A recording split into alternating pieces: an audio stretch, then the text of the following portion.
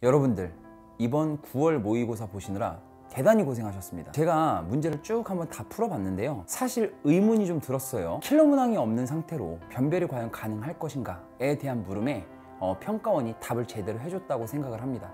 저는 나름 굉장히 좋은 문제들이었다고 생각을 하고요, 난이도적인 측면을 떠나서 굉장히 이번 수능 시험에서 중요한 어떤 간과하지 말아야 될 어떤 중요한 특징들이 있으니까 제가 그 얘기를 총평과 더불어서 조금 말씀드리고자 합니다. 일단 난이도 자체는 정말 평이했습니다. 킬러 문항이 없었어요. 15번 문항, 20번 문항, 22번 문항, 30번 문항 전부 다 매우 평이하게 출제가 되었고요. 결국에 문제를 풀어냄에 있어서 가장 중요했던 건 고등학교 1학년 과정이 매우 중요했다. 제가 만든 자료에서 보시면 그 대표 5개의 문항이 대부분 다 고등학교 1학년 수학과 연계돼서 출제됨을 보일 수 있습니다. 실제 지금 정도 실력이 되면 수원과 수투의 개념은 어느 정도 잡혀 있을 거예요. 근데 결국 이 시험이 어렵게 느껴졌다는 건 고등수학 상과 고등수학 하, 이 고등학교 1학년 수학 과정이 제대로 잡혀 있지 않은 경우가 아마 많을 겁니다. 제가 늘 말씀드렸어요. 킬러 문항이 없이 변별력을 확보하기 위해선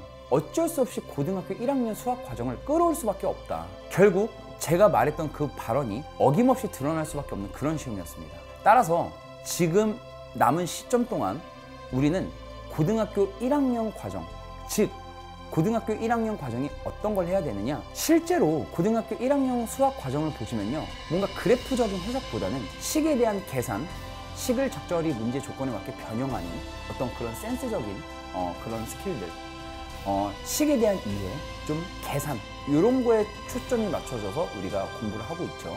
결국에 계산 위주로 문제가 출제될 수가 있기 때문에 결국에 이 고등학교 1학년 과정을 뭔가 식의 계산적인 측면에서 앞으로 학습할 필요가 있다는 거죠. 그렇기 때문에 남은 기간 조금 더 집중해서 우리가 공부를 조금 한다면 보다 더 전략적이고 보다 더 손쉽게 1등급을 맞을 수 있지 않을까라는 생각이 듭니다. 그리고 절대 22번, 30번 문항이라고 해서 쫄 필요가 전혀 없습니다. 무조건 다 풀어보셔야 되고 맞출 수 있다는 자신감을 가지고 다 대비를 하셔야 됩니다. 실제 수능이 이러한 난이도로 나올지는 사실 미지수지만 이러한 기조를 유지시켜서 출제됨은 분명히 보입니다. 이번 9월 잘 분석하셔서 남은 기간 최선을 다하셔서 원하는 성적을 받으실 수 있기를 저희가 응원드립니다.